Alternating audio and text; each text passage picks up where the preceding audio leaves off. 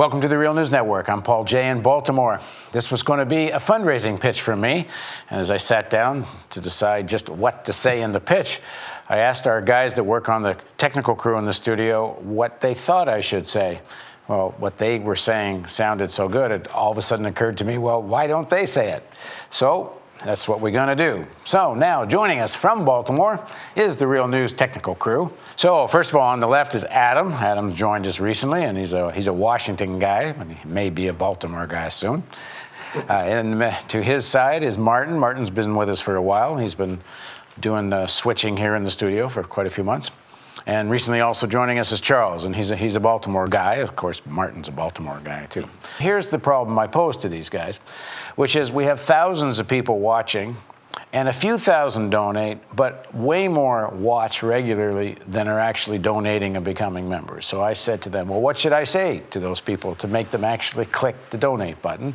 And they had a bunch of ideas. So Adam, why don't you kick us off? Well, I think, letting people know the urgency of creating real news and the urgency of the work that we do here, letting them know that without them, we can't do this work and we cannot expand our work. We can't get bigger without their donations. We want to do things. I mean, we talk about the Trayvon Martin tragedy and things that's gone on. I mean, we just talked about climate change earlier. These are stories that, other news companies are covering, but they're not covering like us. They're not getting down to the nuts and bolts like us. So if you want real content, if you want to get the truth, it is urgent that you donate and help us out. Martin, what's your thoughts? People want things to change, and we can't all go to Florida and help help the Dream Defenders. We can't all go to Atlanta for something. We all can't go to Chicago. Not everyone can come to Baltimore for the police massacre that happened last week. But one thing you can do is donate money to the cause, donate money to activists, donate money to lobbyists to do something about it. And Real News supports these activists and these journalists. So if you want change, you need to donate, and we can continue to do bigger things. And if you're already watching what we do and you enjoy it, then you can only realize that when you donate, more things can come about, and we can start getting justices for these cases that we've been seeing lately. We start making things happen. All right, cool. Charles, let me just pose the question a little differently to you. One of the things we want to do that's one of the most important things we want to do is establish a Baltimore bureau. And that's one of the reasons we have to, people need to donate and really think about maybe donating a little more, or people that haven't donated, donate. And this issue of a Baltimore bureau, being able to do local news in a way that deals with more systemic ways of looking at it.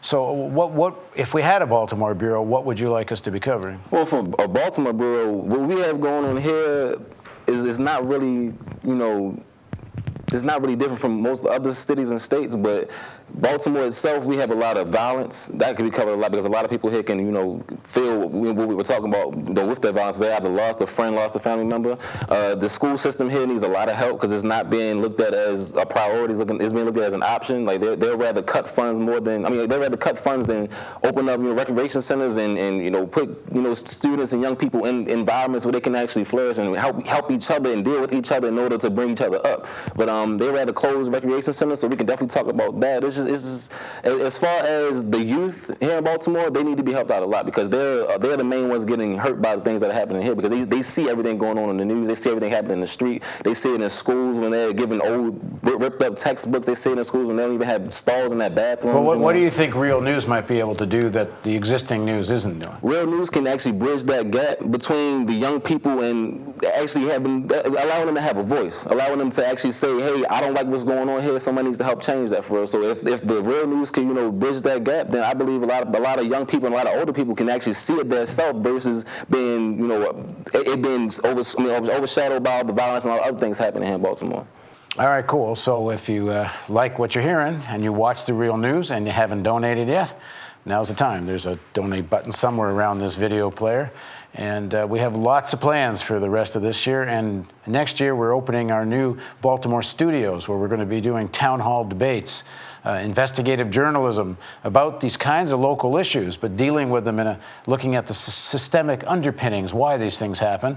But more importantly, we're going to be talking about solutions, solutions that aren't fettered by just what today's politics might allow.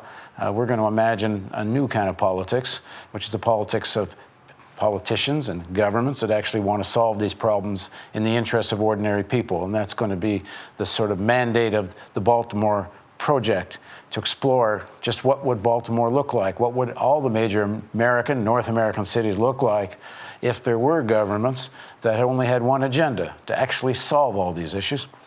So if you'd like to see more of that, please donate.